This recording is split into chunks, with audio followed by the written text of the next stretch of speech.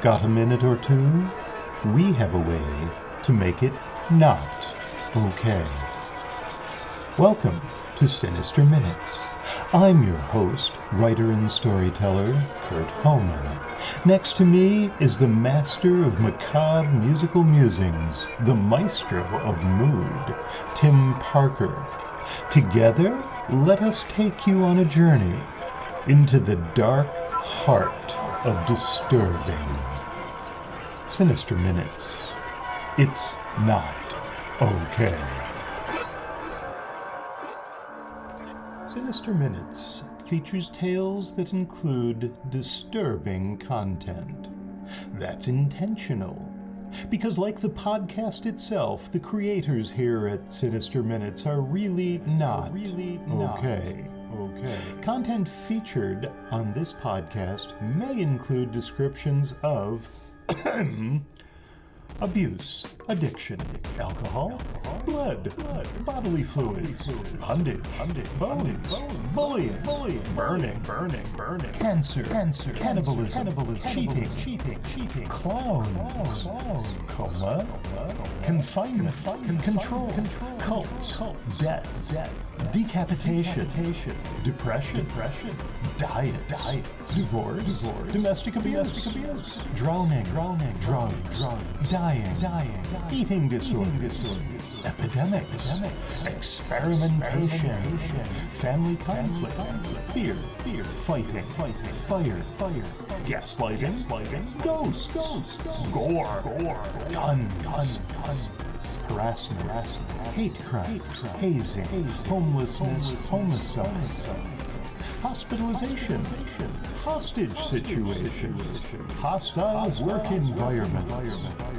illness, incarceration, infidelity, injury, institutionalization, kidnapping, manipulation, medical procedures, memory problems, mental health issues, military service, misogyny, murder, mutilation, needles, nightmares, nudity, pain, panic attacks, paralysis, physical abuse, pornography, physical assault, police brutality, poverty, profanity, religion, robbery, scars, screaming, self-harm, smoking, snakes, spider, stabbing, stalking, starvation, substance abuse, suicide, terrorism, threats, torture, victim blaming,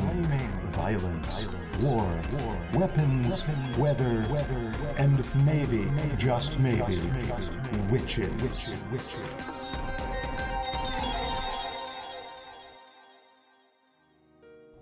Hello, and welcome to another episode of the Sinister Minutes podcast.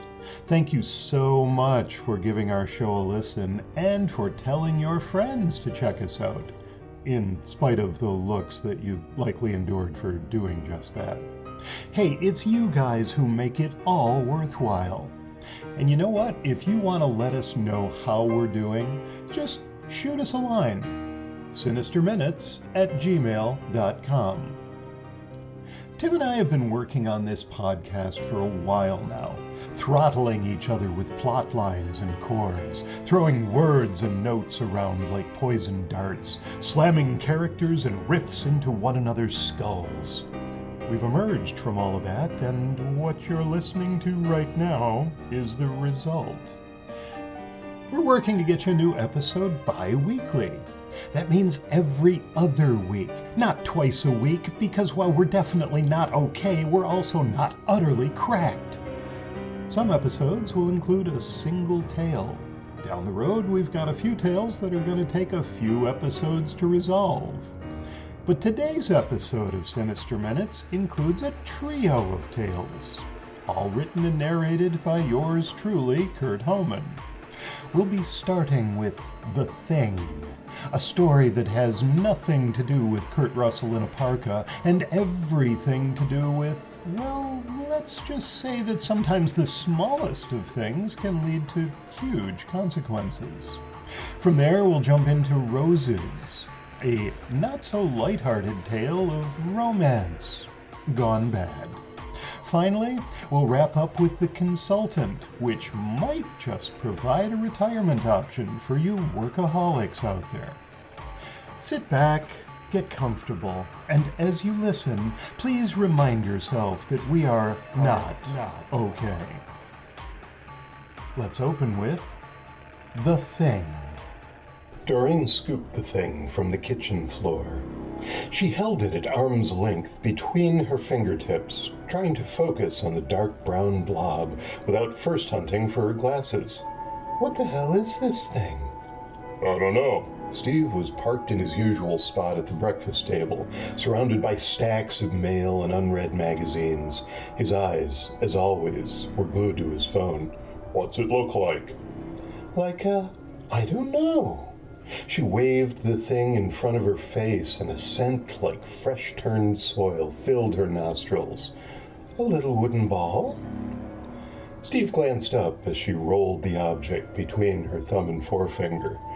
If you need your glasses, they're hanging around your neck. Doreen glared at him. You think I don't know that? Moments later, the glasses were on her face. He didn't need to smirk. She knew he was laughing at her. Again, after 32 years of marriage, she could tell. Like he never did anything stupid. How many times had they combed the entire house looking for his keys, only to discover them stuck in the door lock? Figure out what it is? He asked, without looking up again. No. The thing about the size of her big toe definitely wasn't a ball. It wasn't round, but egg-shaped. Looking over the top of her glasses, she surveyed the kitchen, trying to determine what appliance it might have broken free from. Maybe I should just toss it. Yes, dear, was the reply. Doreen gritted her teeth. The phrase, yes, dear, had once meant something like, I will move mountains for the light of my life. At some point in their marriage, the translation had changed to, I've stopped listening. Why are you still talking? She turned the thing slowly, examining the smooth, coffee-colored surface. It felt heavier than it looked. There were no markings and no sign of glue or holes or any indication that it had broken loose from some larger thing. With a shrug, Doreen closed her fist around it and with her other hand opened the cupboard to throw it into the trash. The thing shifted. Her fingers flew open, and she stared at it. On the surface of her palm, it slowly rocked back and forth. Hey, she said, check this out. What? The reply snapped from Steve's lips, his attention never wavering from the tiny screen. Never mind. The thing rocked back and forth in her palm. She closed her fist, and it pulsed in her grip. Something's inside. An unhidden image of tiny spiders bursting forth and crawling up her arm fostered to drop the object to the tabletop. It lay there, unmoving. An object even more stationary than her husband. Gingerly, she reached out one finger and touched it.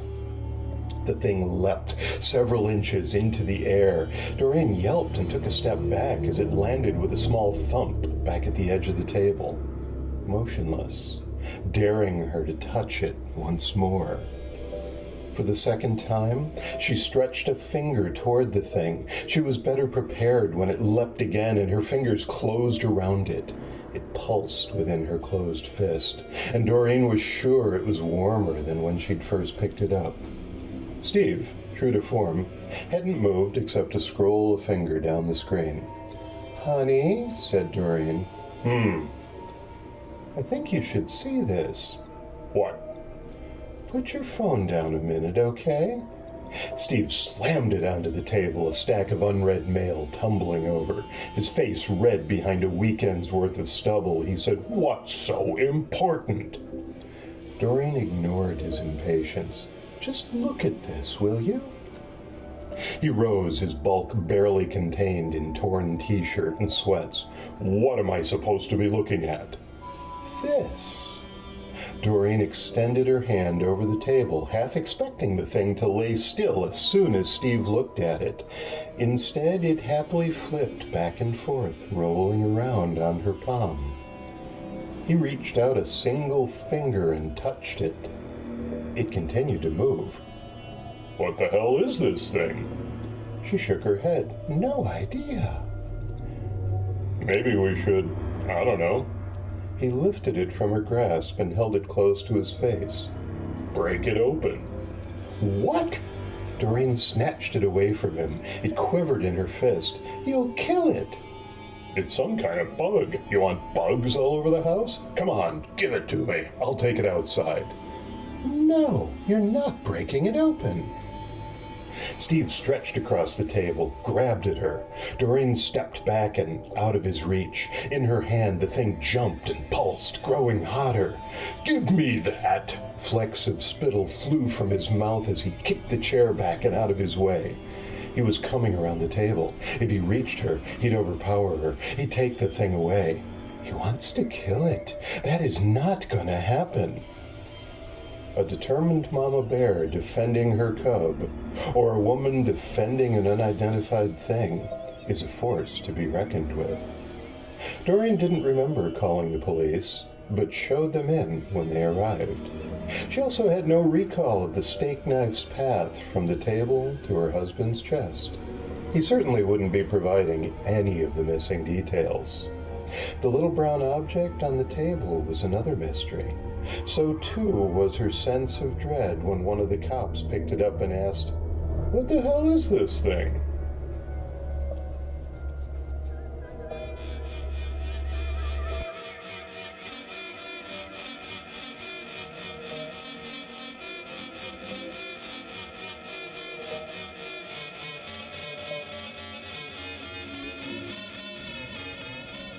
Roses.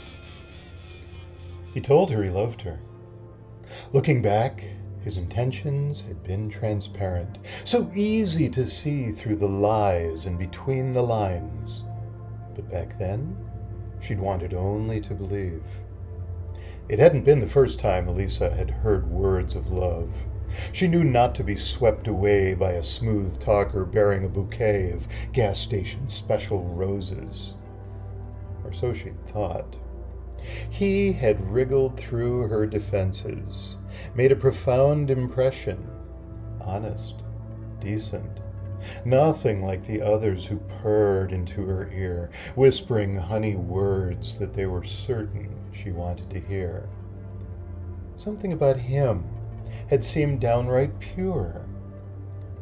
Elisa barked a laugh at the thought, a cold and ugly sound that reverberated in the unfurnished room. In the end, he'd been just another smooth talker. Not like the bad boy in the old films, full of empty flattery. His was something more subtle, more polished, more studious of his prey. Words of love emerged, not in a steady stream, but in the manner of a man unused to expressing himself, a man lost in a world of newly discovered emotions. False naivete had been his game, and she had fallen victim to that strategy, to every calculated move he'd made. Never again. In the end, she'd discerned the truth. The damning evidence was well hidden, but not well enough. Elisa focused on the roses he'd given her. His shy smile emerges from behind the bouquet. She'd hung them upside down from a string tacked to the ceiling. Once blood-red blooms had long since turned deathly black, a near match to the dried stains on the floor below them. A slight breeze wafting across the room disturbed the desiccated flowers, and a single petal drifted to the floor. Elisa picked it up and cradled it in her palm, touched it with one outstretched fingertip. She held it close to her face, but its scent had passed. She stroked the surface of the petal, her nails softly caressing its frailty. One hand caresses his cheek as she holds his gaze. The other slips behind him. Elisa stabbed her finger into the pedal, twisting it into the hollow of her other hand, grinding it into tiny fragments. The dagger plunges. She envisioned his soul, dried and withered like the roses, drifting down in pieces to be crumbled into dust beneath her rage. His eyes reflect shock, then acceptance, then nothing. Roses, such a strange thing to choose as a symbol of eternal love, dead and desiccated after a week, every bit as undying as the love he'd professed. Every bit as dead as him. At last, she released the pressure, her hands aching. Black dust littered her palm, and she rubbed her hands together, washing them in the air, trying to remove all that remained of him, all that still clung to her. Elisa stared at the hanging bouquet, willing another petal to fall.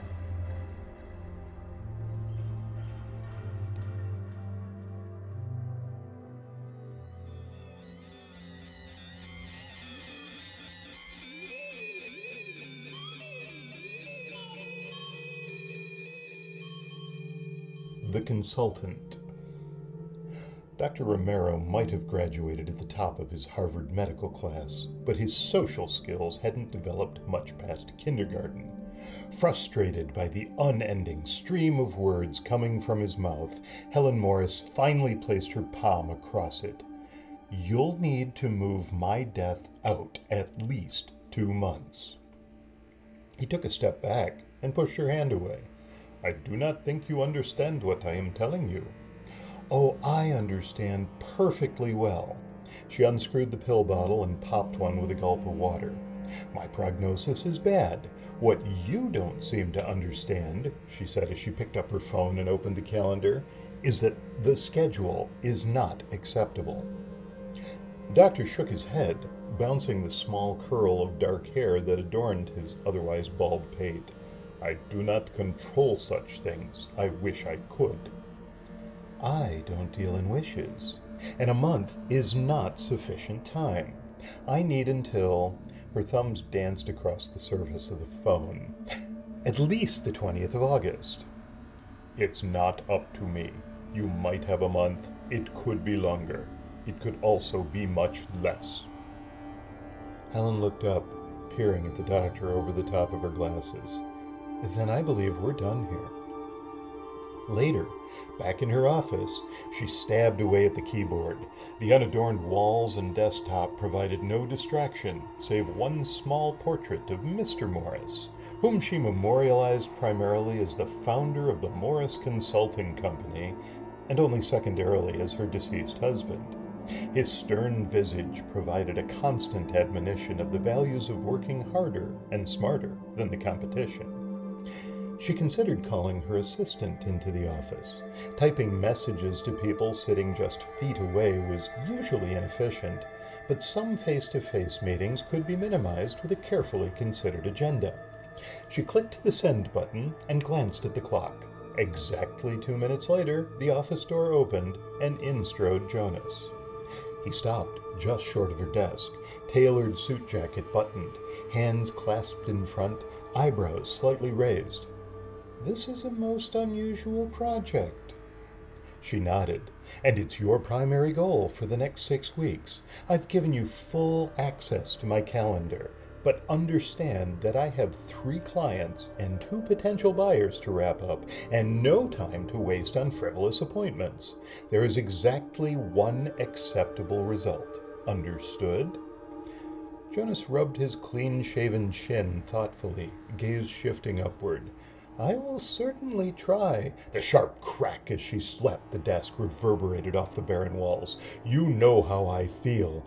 Yes, ma'am. Jonas took a half step back. I will do more than try. You won't let me down? No, ma'am. See to it then. She waved her hand, and Jonas, knowing he'd been dismissed, let himself out.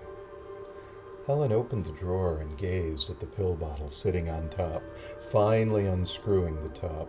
So much to do, she muttered as she popped the pill, and never time to do it all. Over the following week, Jonas booked each of the scattered open slots on her calendar. She met with medical specialists, nutritionists, even an Apache medicine man. When Jonas ensured she met only those with real potential, in the end none could guarantee results in exchange for her money and time. While the former remained plentiful, the latter quickly slipped away. All the while, she made progress on the aggressive schedule she'd crafted. Workdays grew ever longer, and empty pill bottles piled up in her desk drawer. Several days passed with no updates from Jonas, and just when Helen was about to remind him of time sensitivity, a new appointment popped up on her calendar. Right now? Usually he gives me more notice.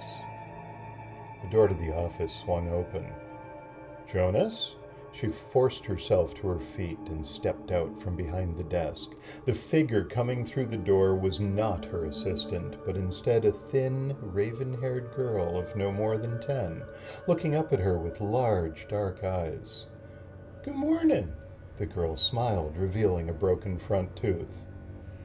Helen glared at the open door. "Where the hell's Jonas?" She turned back to the girl and shook her head. "Sorry, Princess, but I have a lot to do this morning, and I don't need any cookies or magazines or whatever you're selling. I'm expecting someone taller." The girl spread her arms wide, revealing no sign of any order forms or sales brochures. "See, I'm not selling any of that stuff." "Then, wait, how did you even get in? I don't understand." The girl giggled. "That makes two of us. I almost never meet, well, people like you, but then a very nice man," she glanced back at the open door, "did some not so nice things to get me to come see you." Helen leaned on the desk, her legs shaking. "I think there's been some mistake." The girl flicked a lock of hair out of her eyes. "You do want to schedule your final departure, don't you?" Without breaking eye contact with her visitor, Helen unscrewed the cap of the pill bottle with shaking hands and swallowed 2 pills in quick succession. "Schedule? You?" The girl nodded. Helen pinched the bridge of her nose, willing the pain to quiet down while the drugs kicked in.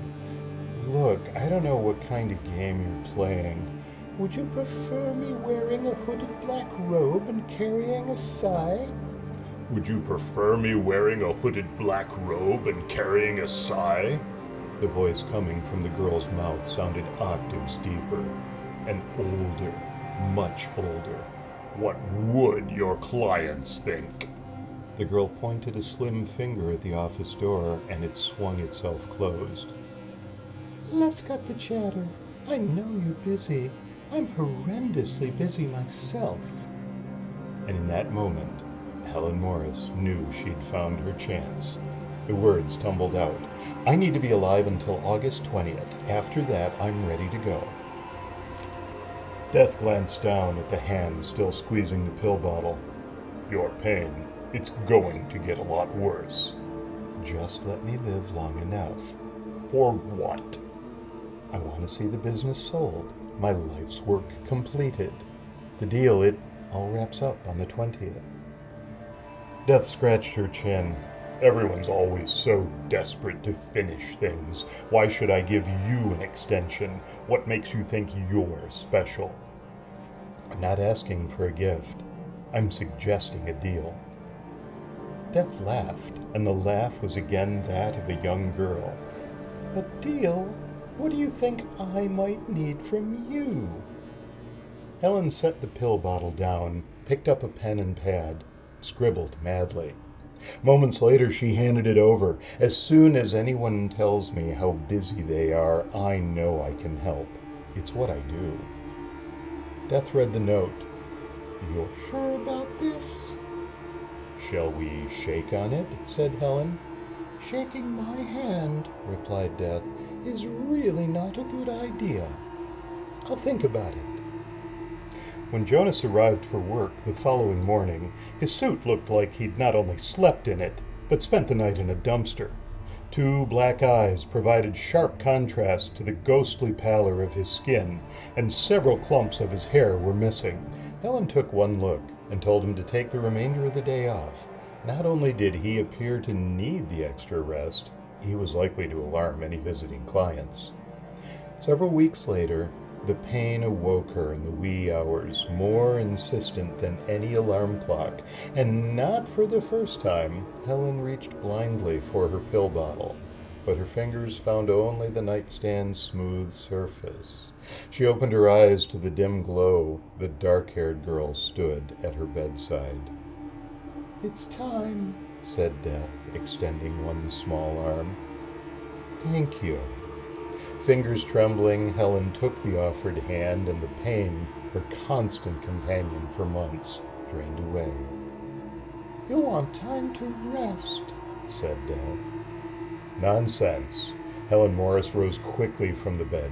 "Your business never rests, and I'm ready to work." "You may never again get this opportunity." Helen grinned. "I certainly hope not." Sinister Minutes is presented by Kurt Homan and Tim Parker. The musical score was composed and performed by Tim Parker. Our production team consists of Kurt Homan and Tim Parker.